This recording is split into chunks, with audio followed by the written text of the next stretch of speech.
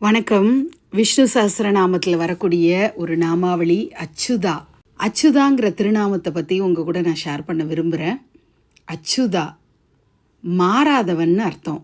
உலகம் மாறுது, நம்ம மாறுறோம், உணர்ச்சிகள் மாறுது. ஆனால் பெருமாள் மட்டும் என்றைக்குமே மாறாதவராக இருக்கார். விழாமல், சிதையாமல், குறையாமல் எப்பவும் நிலையாக இருக்கார்.